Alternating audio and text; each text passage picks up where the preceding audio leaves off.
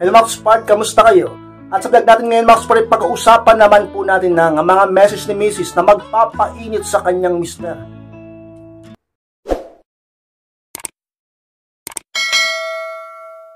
At kung handa na kayong lahat, ay mag-start po tayo. At muli, be inspired!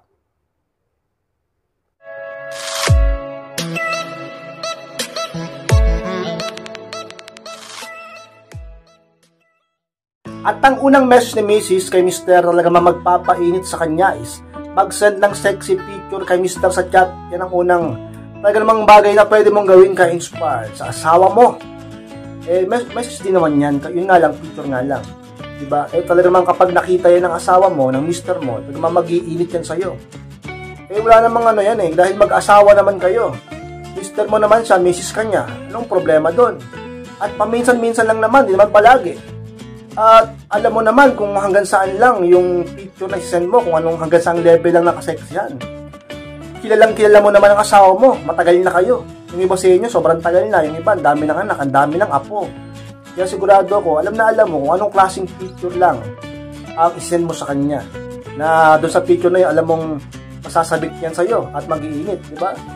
Alam nyo mga Spark, paminsan-minsan gawin mo yan. Sa pinakasikreto upang talagang mag-init muli ang relasyon nyo at ang lalaki sa iyo.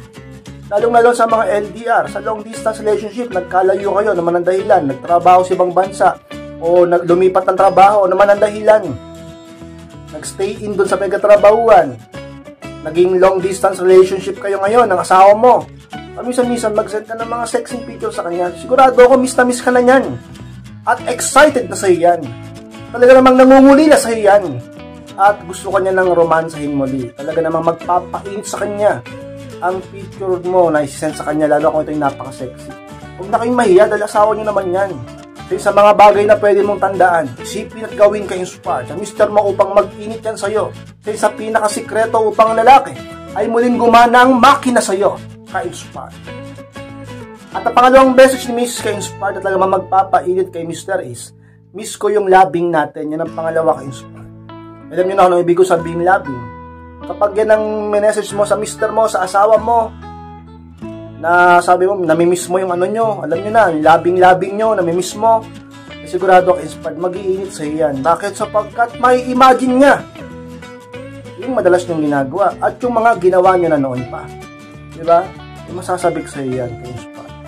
Dapat paminsan-minsan, lalaki man o babae, ang siyang nagsisimula ng dahilan upang manumbalik yung init yung dalawa. Alam nyo mga ka-inspired, kailangan sa isang relasyon yan yung pinapainit nyo paminsan-minsan ng isa't isa.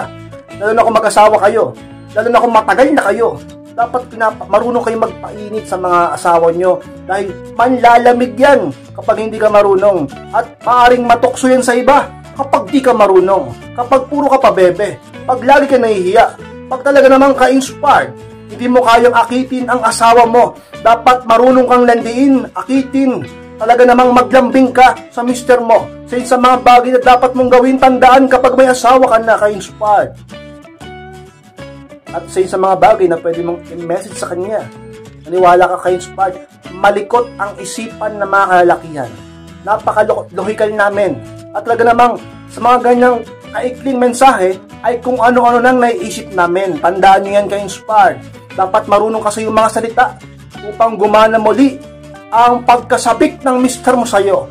Sa mga bagay na tips ko sa inyo upang ang asawa mo ay talagang bumalik ang pagiging romantiko sa'yo at ang sarap sa labing at manggigil sa'yo at mag-init sa'yo, ka-inspired. Message ni Mrs. ka-inspired na magpapainit kay mister is, magsusuot ako mamaya ng sexy bago matulog. Yun ang pangatlo, ka-inspired. Alam nyo mga ka-inspired, kapag yan ang message mo sa asawa mo, may imagine niya kagad yung itsura mo na nakasuot ka ng sexy. Mamaya pag matutulog na kayo, diba? Sigurado yan, ganyan yan. Yung iba nga, LDR nga, diba? Nagbibideo call, suot ng sexy yung babae. Alam niya, ganyan yan. Huwag na kayong mahiya, ganun yan. Lalo yung iba dyan, magkasama, hindi magkalayo, laging magkatabi matulog. Dapat nagsusuot ka ng mga, ano bang tawag doon? May tawag doon yung mga pan-sexy na sinusuot ng babae sa gabi, bago matulog. Sigurado, parang naka-ready ka ng magpaghahasa sa mister mo Diba? Nakapanggahasa na, sabi nga nila. Sigurado ako, ang asawa mo, ang mister mo, ay masasabik sa'yo. Mag-iinit sa'yo yan. Sigurado yan. Lalo ako, nasa trabaho siya, nagtatrabaho siya ngayon, tapos break time niya, tapos nag-text ka ng ganyan yung message mo, at nabasa niya, ay sigurado, baka hindi na yan mag-OT. Baka hindi na yan mag-overtime. Baka mag-undertime pa yan. At magmadaling umuwi. Sapagkat ka-inspired, pinagana mo na yung curiosity niya, yung imahinasyon niya, at uminit na yung katawan niya. Ganon yan. Mabilis mag-init ang katawan ng sinalaki ka-inspired. Lalo na kapag yung asawa niya, yung partner niya, ay marunong talagang panlandi sa kanya. Kaya sa mga bagay talaga man dapat mong tandaan, huwag kang puro hiya. Matuto kang landiin ang partner mo, ang asawa mo. Matuto kang talaga namang ka-inspired, mang-akit sa asawa mo. Kaya sa mga bagay na dapat yung laging tandaan, upang ang lalaki, ikaw lang ang talaga man tumakbo lagi sa isip at puso niya. Ikaw lang ang mahalin niya, di siya matukso sa iba. Sa'yo lang siya matukso, sapagkat asawa ka naman niya. Sa mga bagay na pwede mong i-message sa kanya, upang ang mister mo ay mag-init sa'yo, ka-inspired. At ang pang-apat na message ni Mrs. ka-inspired, pwede mong i-message sa mister mo upang siya ay mag-init sa'yo is, halikan at yakapin mo ko mamayang gabi. Yan ang pang-apat ka-inspired. Talaga naman, kapag yan ang nabasa, ng mister mo sa'yo, sigurado ka-inspired. Gugustuhin niya kagad talaga na makita ka at makauwi na at makasama ka. Diba? Syempre naman, sino bang tatanggi sa halik at yakap, diba, ng babaeng mahal niya? O sino bang hindi masasabik na halikan at yakapin ang misis niya? Diba? Ka-inspired. Lalo na pag yung misis niya na ang nag-aaya sa kanya, palay na ang nag-aalok, palay na ang lumalapit, di ba, ka-inspired? Sigurado ako ganyan yan.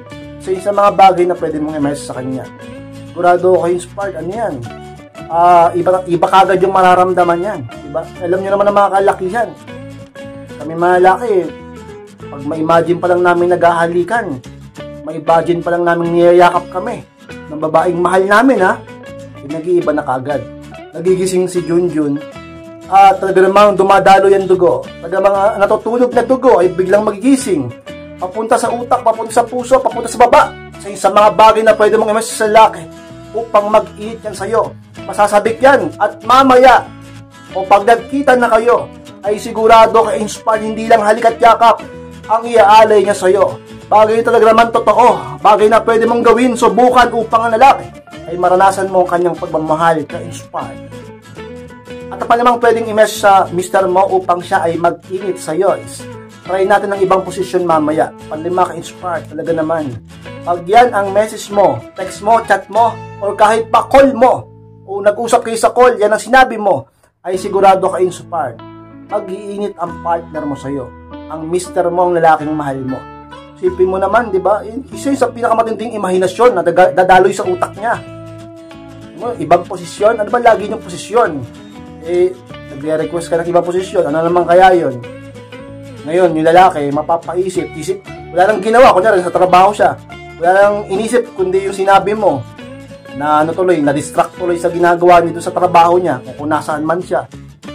Ganyan yan. Dapat marunong kayong kunin yung atensyon ng partner nyo sa inyo. Para siya, hindi tumingin sa iba, at hindi matukso sa iba, at hindi gumawa ng mali. Dapat marunong ka na palaging kunin ang isip at alaala at ang curiosity ng asawa mo. Upang ikaw lang palagi ang isipin niya, dapat marunong ka. Imbis na mang-away ka, imbis na makipagtalo ka, magpabebe ka, maging toxic ka, magdemand ka ng kung ano-ano, imbis na maging ganun ka, imbis na maging negatibo ka, at sakit ka sa ulo na partner mo, ay dapat pag-aralan mo, matutunan mo, praktisin mo, masterin mo, kung paanong palaging makukuha ang interes at ang attraction niya, upang ikaw lang palagi ang kabaliwan at mahalin at habulin niya sa mga bagay na dapat yung tandaan ka-inspired. Tulad niyan, dapat marunong ka maglandi sa asawa mo, mang-akit sa mister mo. Tulad niyan, pwede mong i-message sa kanya yan, at sigurado ako, ikaw palagi ang madalas natatakbo sa utak niya. Iniisip-isip niya yan hanggang sa pag-uwi, hanggang sa magkita na kayo at pag-uusapan niyo yan, hanggang sa gawin niyo na at mababaliw ang lalaki sa'yo, ka-inspired. Sumaksud lang po na maraming salamat mga sa pagtapos ng vlog na ito. Huwag niyo pong kalimutan na mag-like, comment, at share na rin po upang makatulong din tayo sa iba sa mga hindi pa po nakasubscribe, ay pasubscribe na po mga ka-inspired at click ko na rin po notification bell upang maging update kayo pag may bago akong upload. Sa mga gustong magpa-coaching na magpa-advise, pakimess lang po ako sa aking Facebook, ayun po yung profile picture ko. At ako mismo magre-reply sa inyo at kakausap sa inyo. Maraming salamat mga ka-inspired, mag-ingat kayong lahat. Mahal ko po kayo at muli, be inspired!